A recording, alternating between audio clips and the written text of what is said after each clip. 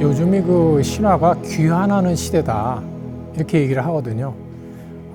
그것은 이제 신화가 오늘날에 뭔가 부족한 것을 채워줄 수 있는 것이 있다는 얘기이기도 하고, 이제 또 필요한 것을 뭔가를 신화에서 우리가 얻어올 수 있다는 얘기이기도 한데요.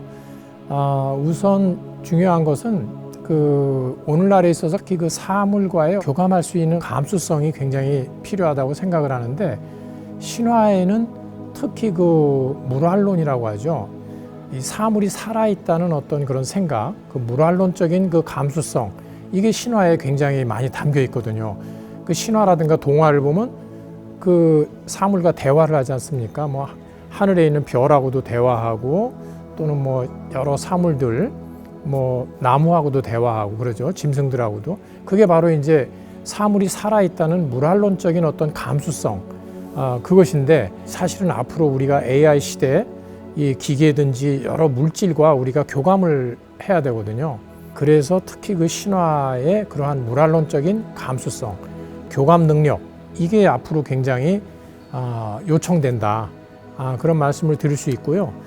또 한 가지는 오늘날 앞으로 이 시대에 아주 필요한 능력이라는 것은 상상력하고 이미지하고 스토리의 능력인데, 이 세 가지의 원천이 바로 신화에 있다는 것이죠.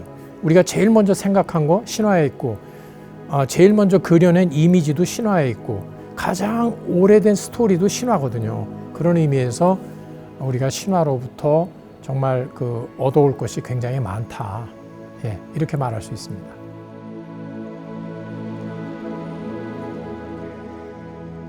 인간다움이라고 하면 우리가 근대 이후에 지금까지 생각해 온 것은 정말 호모 사피엔스, 이 인간만이 유일한 이성을 갖고 있고, 인간만이 정말 아주 독보적인 존재라고 하는 이런 생각이죠.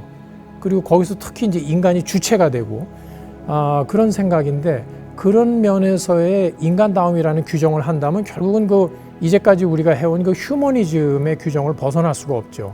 근데 앞으로 인간다움이라고 한다면 그 인간이라고 하는 것 속에 사실은 인간 주변에 자연과 여러 가지 사물들까지 같이 포괄되는 것이어야 한다. 아까 교감 얘기를 했습니다마는, 이제는 인간다움이라고 할 적에 너무나 그동안에 우리가 인간 중심으로만 생각한 호모 사피엔스, 유일한 존재로서 이렇게 생각을 해왔기 때문에 많은 이 폐단들이 생겨난 거 아닙니까?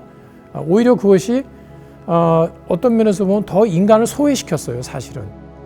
오히려 인간은 다른 것들과 다른 존재들과 같이 함께 더불어 있을 적에, 그럴 적에 오히려 더 인간다울 수 있는 것이거든요. 그런 의미에서 저는 그 인간다움의 속에는 이 자연이라든가 여러 다른 존재들까지 같이 포함돼야 되는데, 그러한 상상력을, 그러한 감수성을 신화에서 찾는다면 저는 반인반수는 우리가 괴물로 생각했죠.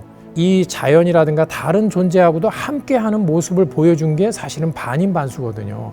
그래서 그리스 신화에서는 반인반수가 우리가 가장 대표적으로 볼 수 있는 게 미노타우루스죠. 사람 잡아먹는 괴물, 굉장히 부정적으로 나타나요, 그리스 신화에서. 왜냐? 인간만이 표준이라는 생각 때문에. 그리스 시대는 이미 인간이 표준이라는 생각이 지배적이죠, 그리스 신화에서. 반인반수는 뭐야? 인간의 모습에다가 인간보다 열등하다는 어떤 자연, 동물의 모습이 들어갔기 때문에 그리스 신화에서 이 반인반수는 대개 사악한 괴물들이죠. 근데 우리가 갖고 있는 그런 생각들은 너무나 인간만을 중심으로 한 생각이죠. 사실은 그 반인반수의 모습은 인간과 이 동물, 자연과 같이 인간이 함께한 모습이고, 그런 모습이 오히려 더 어떻게 보면 완전한 인간의 모습일 수도 있다는 것이죠. 그래서 대개 동양 신화에서는, 특히 고구려 벽화 같은 데서는 이 반인반수가 오히려 완전한 신, 가장 바람직한 어떤 모습으로 그려지거든요. 오늘날 우리가 정말 인간다움의 어떠한 모습을 상상한다면, 너무 인간만을 유일한 존재로 추구하는 것보다도 오히려 인간과 다른 존재가 함께 하고 있는 이런 그 반인 반수의 모습에 대해서도 그것을 괴물로만 생각할 것이 아니고 다시 한번 생각해 봐야 된다. 네. 그런 생각입니다. 네.